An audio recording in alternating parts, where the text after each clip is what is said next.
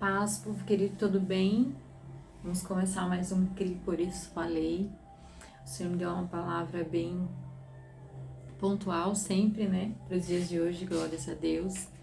E quantos de nós, né? Quando a gente vem para Cristo, quando a gente começa nesse caminhar com o Senhor e a gente entrega a nossa vida para o Senhor, a gente enche, né? A nossa boca para dizer: Senhor, a minha vida é tua, o meu coração é teu. Faça conforme, né, a tua vontade, em nome de Jesus, seja feito assim conforme a tua vontade. É assim que a gente ora, é assim que a gente pede. Mas esse que o Senhor começa a fazer sua vontade, Ele começa a fazer aquilo que Ele tem para nós.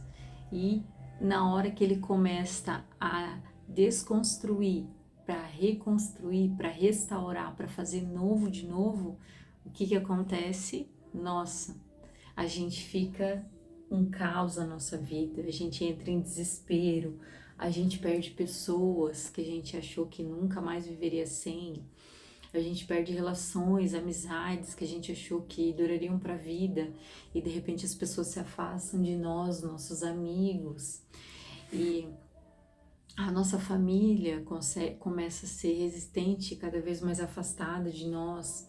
A gente começa a perder o trabalho, os recursos, a grana começa a ficar curta. Por quê? Porque o dinheiro é considerado um senhor na nossa vida, né? A palavra diz que a gente não pode servir a dois senhores, né? E que Mamon, o dinheiro é um deles, de tão forte que é. Por quê? Porque quando você tem dinheiro, você tem sensação de poder, né? Que você consegue fazer algo, que você consegue, você é autossuficiente para as decisões que você quer tomar, para os projetos que você quer fazer.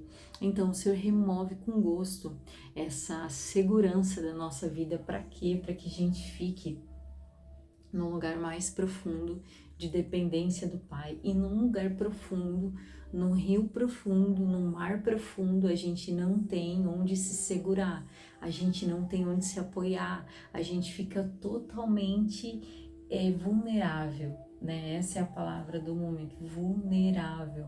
E é assim que o Senhor nos quer, vulneráveis na sua presença, vulneráveis nas relações que a gente tem, para que a gente sim se permita ser às vezes machucado, magoado, decepcionado, né? Sem perder a fé na humanidade, nas pessoas, né? Naquilo que elas são e naquilo que elas podem ser e se tornar, mesmo com a ingratidão que a gente tem que lidar, porque o processo de aperfeiçoamento é isso, a gente tem que lidar com frustrações e com decepções.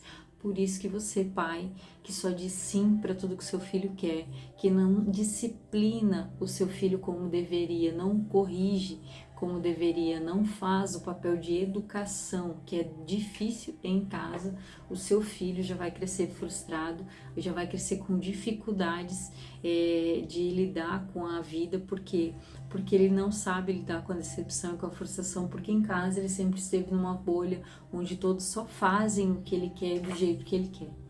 Então isso já é uma construção que você precisa fazer no seu filho desde pequeno, porque o Senhor faz conosco desde pequeno, desde o início da nossa caminhada em Cristo, enquanto a gente está no leitinho espiritual, nascendo de novo como crianças. O Senhor já nos traz grandes frustrações e decepções. E quantos de nós, talvez você esteja passando por isso agora, ou você se lembre do início da sua caminhada, quando você, a duras penas, pensou que estava fazendo a escolha errada, porque não é possível eu ter escolhido esse caminho em Deus. E apesar desse amor, dessa sensação em Deus que eu sinto nova de paz, de amor, de plenitude, eu ainda estou perdendo tudo que eu considero bom e que eu construí de bom até aqui. Como que pode, né, essa contramão, né? Eu estar vivendo essa contramão em Cristo. Por que isso é possível? Porque o Senhor está permitindo todas essas coisas. Será que eu fiz a escolha certa? Será que eu estou no caminho certo? Será que quando eu não vivia da minha forma, do jeito que eu queria, saía com quem eu queria, conversava com quem eu queria, trabalhava onde eu queria e quantas horas eu queria, me dedicava mais aos outros do que a da minha casa, do que a minha família, do que ao ministério, do que a casa do Senhor, não tinha esses compromissos de igreja, eu fazia as coisas que eu queria do jeito que eu queria, será que eu não era mais feliz? Será que eu não dava mais certo? Se você pensar apenas no momentâneo, apenas no físico, no natural, no material, com certeza você vai viver muito melhor longe de Cristo. Você vai ser muito bem recompensado vivendo o natural, o material, apenas pensando aqui. Agora, você com certeza deve considerar a eternidade, que é muito mais do que 100 e poucos anos, que é o máximo do máximo que a gente consegue viver aqui. A eternidade é muito, muito, muito tempo. E ela sem Cristo já é por si só algo que ninguém deveria querer. Porque aqui na Terra, eu já considero, né? Tem muita gente que gosta muito de falar e pintar e bordar muito em relação ao inferno, e como que é, como será, se vão ficar no fogo ardente a eternidade também, ou se vão ser aniquilados para não sofrer na eternidade longe de Cristo, mas aqui, longe de Cristo, já é um inferno, já é uma vida miserável, medíocre, terrível, né? Eu sei porque eu vivi, eu posso falar da minha experiência, né? Longe de Cristo eu não adquiri nada, não construí nada e tenho as piores recordações da minha vida, os meus momentos longe de Cristo enquanto eu não o conhecia. Agora em Cristo, né? Eu só tenho boas lembranças, né? Eu tive o meu filho ainda sem conhecer Cristo, mas foi a vida do meu filho que o Senhor usou para me levar até Ele. E desde criança ele sempre falava comigo, eu sabia que existia algo, até Jesus se apresentar e me dizer, sim filho, eu deixei o Espírito Santo, o Consolador, paguei um alto preço para que você tivesse comigo, você fosse restituída à nossa família de origem, né, que é Jesus, que é o Senhor. Por isso que independente das circunstâncias da tua família natural, você veio de Cristo. A sua raiz é o Senhor, a sua natureza, a sua família, primeira, a sua essência, primeira é o Senhor. E essa família natural que Ele te deu, ainda que você não veja anexo nenhum muitas vezes nela, se pergunte o porquê nasceu no meio dessa família, que eles não têm nada para te agregar ou não te aceitam, te criticam, te machucam tanto, que você não sabe o porquê Deus achou e considerou eles o melhor para ti, mas Ele considerou. Há um propósito para você estar nessa família e ter formado essa família, porque Ele considera essas pessoas à tua volta o melhor para você. E mesmo que a gente esteja passando por coisas terríveis, a gente sabe que o Senhor, Ele é o nosso Pai presente, o nosso Abba, a nossa origem, quem nos criou por um propósito, e nele a gente pode saber quem somos. Então eu vim falar com você que já passou, ainda passa ou ainda não sabe lidar com o caos e adorar o Senhor no meio do caos, no meio da dificuldade, no meio do 360 que Ele faz com a nossa vida quando a gente vem para Ele e fica pensando, poxa, mas eu vim para Cristo, agora para minha vida era para ser um mar de rosas. Opa, não! O Evangelho verdadeiro diz que negue-se o homem a si mesmo, ou seja, você vai começar a negar suas vontades, isso vai doer, vai ser extremamente desconfortável, vai ser desafiador todos os dias. E além de negar a si mesmo, ele diz, no mundo tereis aflições, mas tem de bom ânimo, eu venci o mundo. Ou seja, ele nos promete muitas aflições nesse tempo, principalmente quem está em Cristo, porque andamos na contramão do mundo, viemos ser embaixadores de uma contracultura deste século, sempre na contramão, sempre trazendo o Senhor, que Ele não é paz e amor, Ele é o próprio amor e também a própria justiça. Então nós sabemos que o nosso Deus é justo, e sobre isso também que a gente vai falar hoje. Ali em Jeremias 44, começando ali pelo versículo 10, nós ainda estamos falando sobre o pessoal ali, o que restou, né, de Judá, que estavam querendo ir para o Egito, mas pediram para Jeremias orar e disseram que o Senhor seria testemunha, que eles fariam tudo que Jeremias falasse da parte do Senhor, mas claro, eles não fizeram, eles já sabiam. Então nós vamos continuar falando sobre eles. E ali no versículo 10, Jeremias continua dizendo para eles: vocês não se humilharam até o dia de hoje, nem temeram, e o temor do Senhor é o princípio da sabedoria. Você entender, cara, que conhecer a palavra de Deus, a partir do momento que você está ouvindo aqui a palavra de Deus, você já se torna responsável por aquilo que você está ouvindo. O Espírito Santo já espera, o Senhor já espera uma resposta de você a partir daquilo que você ouviu. Você já se torna responsável por aquilo, você não está mais na ignorância. Então nós precisamos temer ao Senhor e dar respostas a Ele, aquilo que a gente ouve, e colocarmos em prática e organizarmos a casa e mudarmos aquilo que Ele nos sinalizou diante das palavras que a gente tem ouvido, que são as áreas que a gente precisa mudar. Isso é temer o Senhor. Nem andaram na minha lei, nem nos meus estatutos que pus diante de vós e diante dos vossos pais. Então, o Senhor está chamando a atenção desse povo que falou que ia obedecer tudo que o Senhor falou, que ia fazer tudo que o Senhor falasse e não fizeram. Ainda disseram que não. Deus não falou isso para nós. Deus não nos disse para nós não ir para o Egito. Mas por que eles falaram dessa forma? Aqui no versículo 14 fala: de maneira que não haverá quem escape e fique da parte remanescente do Judá que entrou na terra do Egito, a fim de lá peregrinar para tornar a terra de Judá, a qual, aí o Senhor vai revelar a intenção do coração deles quando eles vieram com aquele pedido e o porquê que eles rejeitaram. O Senhor já sabia desde o início a intenção do coração deles. O Senhor diz assim, a qual era grande desejo da sua alma voltar a habitar lá, mas não tornarão senão os que escaparem. Então o Senhor já sabia que eles vieram perguntar algo para o Senhor, que eles já decidiram fazer, que era o desejo da alma deles, e o Senhor mesmo dizendo: vocês precisam apenas de mim, permaneçam aqui, porque é de mim que vocês não precisam temer mal algum, e tudo que vocês necessitam vocês terão aqui, não é lá, não é no lugar, é em mim. Mas eles já tinham decidido, eles ansiavam voltar para o Egito, eles ainda tinham saudades de lá, ainda que já eram outras gerações, mas tinham saudade de lá, ainda tinham aquele coração corrompido de lá, infelizmente, né? Então o Senhor, já sabendo da intenção do coração deles, orientou eles mesmo assim, esperando que eles falassem que eles fizessem o que falaram, que as nossas palavras são decretos, e eles fizeram votos de tolo. Mas não, eles não obedeceram porque já tinham intenção de não obedecer, né? E aqui eles responderam daí para o Senhor, né? Quanto à palavra que nos anunciaste em nome do Senhor, não te obedeceremos a ti. Antes, certamente, cumpriremos toda a palavra que saiu da nossa boca, sendo que eles disseram que obedeceu ao Senhor. Queimando incenso a Deus chamada a Rainha dos Céus, e oferecendo-lhe libações, como nós e nossos pais, nossos reis e nossos príncipes temos feito nas cidades de Judá e nas ruas de Jerusalém.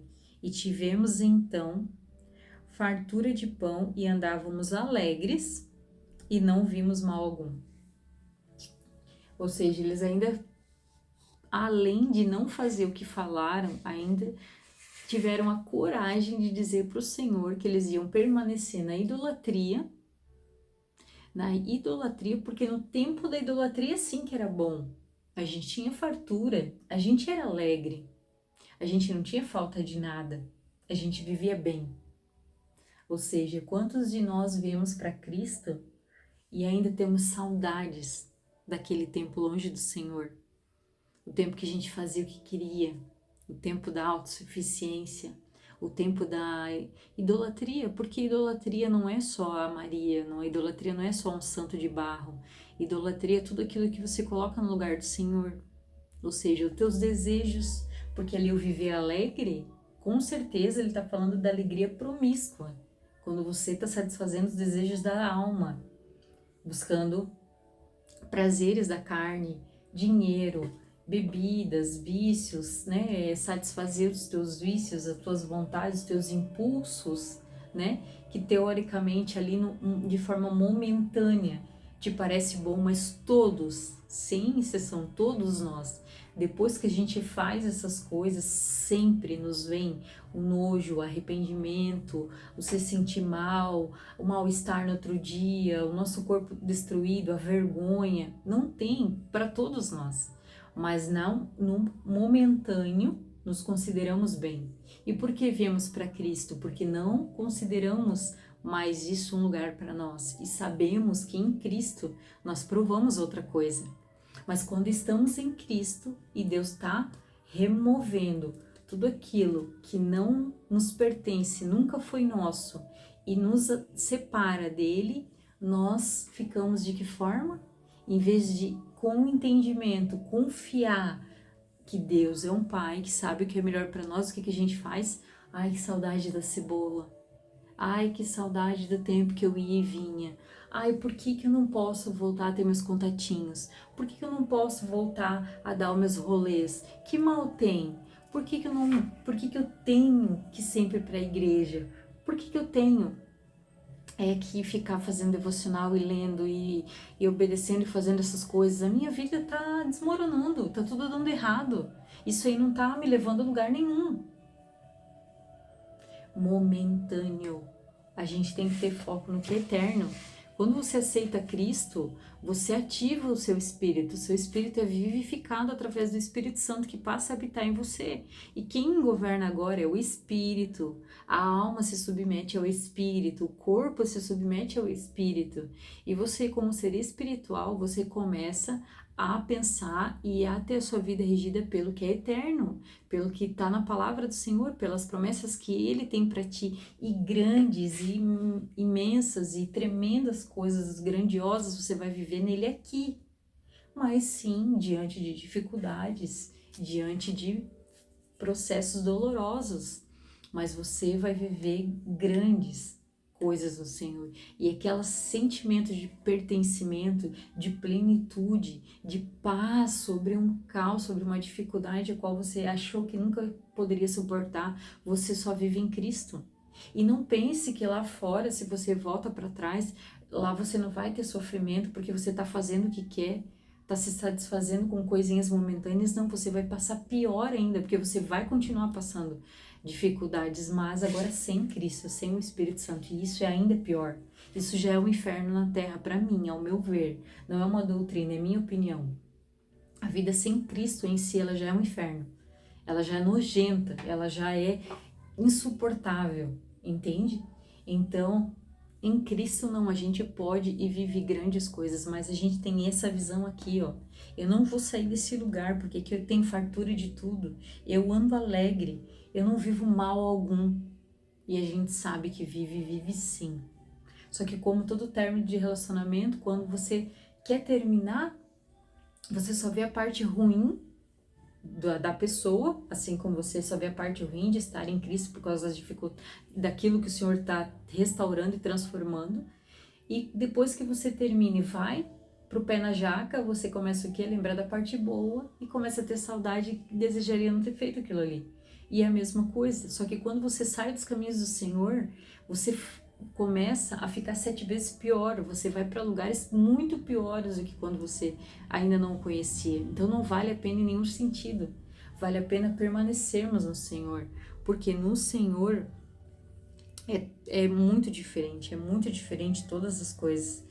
E aqui eles ainda continuam falando assim, ó: mas desde que cessamos de queimar incenso à rainha dos céus e de oferecer libações, tivemos falta de tudo. Olha isso, falta de tudo, e fomos consumidos pela espada e pela fome. Olha só, ainda estão culpando o Senhor pelas coisas que eles estão passando, sendo que eles decidiram viver uma idolatria. E quando estamos na idolatria, a gente vai passar grandes provações. São as consequências que nos alcançaram e a responsabilidade é nossa. Porque o Senhor falou para eles: se vocês forem para o Egito, aquilo que vocês estão dizendo que vocês não vão passar lá, que é peste, fome, guerras, vai alcançar vocês lá, porque eu estou dizendo que eu sou suficiente para vocês e vocês devem permanecer aqui em mim, não num lugar. Eu não estou num lugar, eu estou dizendo que vocês permaneçam aqui, que é aqui que eu vou guardar vocês. Mas se vocês forem para lá, essas coisas vão alcançar vocês lá, porque não é o lugar, vocês estão longe da minha presença. Então aqui eles estão culpando o Senhor por aquilo que eles buscaram para si, que é o que a gente faz. E se você está perdendo algo, mas você está em Cristo, você está buscando, galgando esse caminho, permanecendo em Cristo, saiba que não tem nada que você possa perder que vá se comparar à glória que está por vir. Vai se comparar ao que o Senhor tem para ti. E se Ele te tirou algo, se Ele removeu algo da tua vida, é porque era necessário. Isso não quer dizer que é para sempre, que você nunca mais vai ter aquilo, um bem financeiro, um relacionamento, uma família. Não. Quer dizer que nesse momento isso ocupava um lugar que não era da pessoa, isso é um tratar do Senhor para ti. Ou às vezes, como no meu caso, que foi meu filho que estava na presença de Cristo, que era do Senhor, foi por um propósito maior, para que eu pudesse cuidar de mães que tiveram a mesma perda, porque eu aguento essa carga aos olhos do Senhor, e Ele realmente tem me sustentado. Então é tudo um trabalhar do Senhor, e você precisa entender, corresponder, aceitar, e independente de você saber o propósito e o motivo ou não, sempre temos que confiar. Por isso que você precisa mergulhar e conhecer a palavra de Deus. Você precisa conhecer a palavra de Deus, que é o manual da vida do cristão. Se você conhece, você confia na palavra de Deus, porque a fé vem pelo ouvir e ouvir a palavra de Deus. A fé é a certeza das coisas que se esperam, sim, e se esperam em Deus, conhecer para quem conhece a palavra de Deus. E a certeza das coisas que não se veem, sim, que não vemos, mas sabemos que vamos desfrutar no Senhor. Você precisa conhecer a palavra de Deus, porque nele você consegue passar todas as coisas, porque Deus tem grandes coisas para nós. E nós estamos, tudo que a gente perder nele, tudo que ficar para trás nele, tudo que é difícil de suportar, mas estando nele, nos caminhos dele, nós vamos conseguir realmente viver algo muito maior. Mas você precisa se esforçar, sim.